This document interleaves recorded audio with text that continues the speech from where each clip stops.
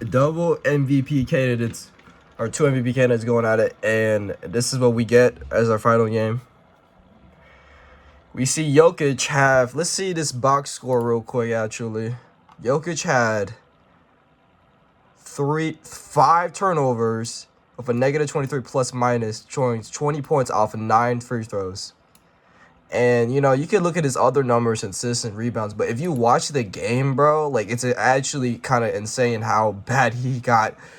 I kind of hate to say it, but I use this term a lot. He got exposed. He just, if you look at the game, it's just a lot of times where Jokic like got the ball, and just like when players were trying to play basketball, it just seemed like it was just a really bad game. Like, this is the same thing with the Celtics, and how like they just got caught up with something. Both lost by 30, and Jokic, look at that. Like, just it just seems like Jokic just like, good for him, MVP candidate and everything. But like, you play. This is the same thing with the Celtics. You play away, and you try and like first half you did somewhat decent, but like there's a lot of shots that should have fell a lot earlier. But the OKC, completely different team, just completely different atmosphere than like every other team I recognize. Even the Knicks, better than, I feel like I'm not saying they're better than the Knicks, obviously, because of bias, but like I just feel like this roster is very, very, very, very loaded. So like there's definitely times where I feel like oh shit. There's definitely times I feel like the Nuggets are just very peculiarly just like the Celtics do. They do well at home, and then they just get blown out either or. But just look at these numbers. I'm a bit more calmer on them because I actually respect Jokic's game, and I don't really have a thing against any of the Nuggets players. I mean, you can kind of say against like Jamal, but like I don't really care about that. But yeah, this you can see the entire game. After halftime, it kind of like, after halftime, it came in when Dunzo with the OKC. I took a nap too, bro, and just look at these, bro. 23 turnovers, 22% from the 3, and then 39% from field goals. And, you might say this is like kind of equal. I don't think that's equal as much as like the other team, But let's look at the box score one last time, and let's look at the past games, and let's call it the Raps. But, Aaron, I mean, you had 4 turnovers, and like you just played very bad as well. And PJ, you were not there. You had 6 points.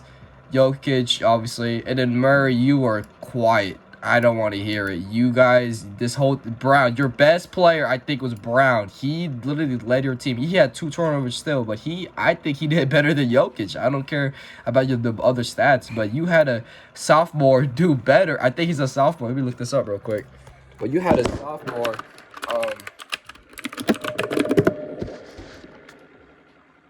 He's a sophomore. You let a sophomore player in the NBA do better than an MVP. That shows everything, bro. And obviously the usual Shea with the little 30 piece, and I'm not even surprised about that. But just like this is the same thing with the Celtics. This is this is eliminated. Especially this is a Game 7 game. There's so much on the line here, and I feel like at Game 6 this should have like totally like a message to the OKC, like we're not gonna play around, but you guys fucked up. Like you guys got your free throws, and the free throws are a bit iffy. I don't even know some of the fouls, but yeah, 10 for 45 versus 12 for 39. But this is outrageous. This is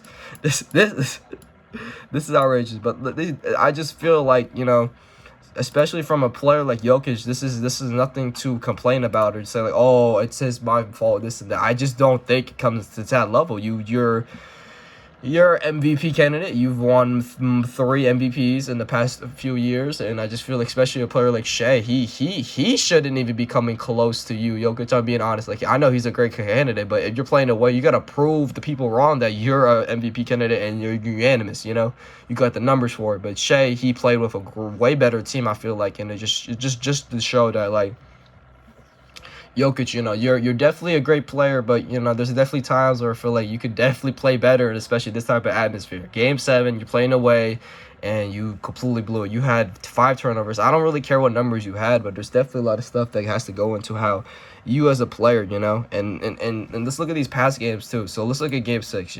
I feel like this is mainly on like I'm on OKC, obviously. I think OKC played pretty great. Jamal just had a really good game and just came in clutch. But and then let's look at this one. Game 5. I thought this was the game where or OKC was finna end it. I think I remember a little bit of it. You know, Jokic had 44, and like let's look at the box score. Okay, Jokic had a pretty good game. You know what I'm saying, 17 of 25. You know, minus +8, but you know, two turnovers, 50. This is a really good game. I can't say much about this, but you know, but that just look at Game 7. Just look at Game 7. Look at how he played in this game compared to all the other games. Let's go really quick. Game 1. Where is that at? Game 1, 42. Game 2. Where is he at? He had 17. Damn, he had 6 turnovers. Holy shit. Okay. Let's look at Game 3 where they won in OT. Okay. Jokic. Oh, no. Jokic. Holy shit. I mean, he still got the dub, but damn. Game 4. 27, but 7-22. Like, look at that, bro. Look at that, bro.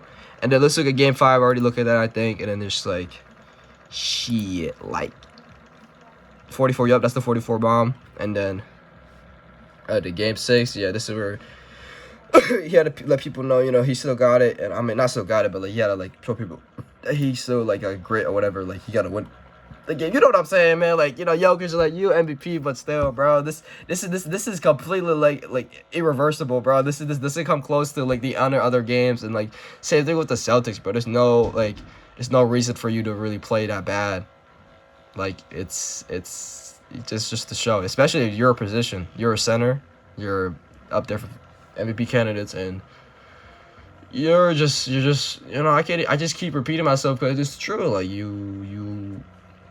this is very. I watched the majority of the first half, and I just was very surprised. I was just like, damn, they just went on runs. There's just a lot of turnovers and just a lot of iffy play. That then like a lot of the shots that the Nuggets should have went in, shit didn't even land. Like there's a lot of stuff that's a little things too, like the rebounding and the turnovers. Just a very bad basketball game from the Nuggets. And going in with that, I just feel like there's a lot of stuff that they have to redo or just manage, because like this roster, it's like, you know, this is some old heads, but just mainly just like, I guess, Russ, and like, you know, I just feel like Russ especially, like he's such like an up and down player. There's like nights where he goes up and nights to go down, or just in the middle. But you know, I just feel like that's with him as a backup PG. You know, I love Russ obviously, but there's a lot of things where I just feel like you know what I'm saying. But just to close it off real quick, let's look at the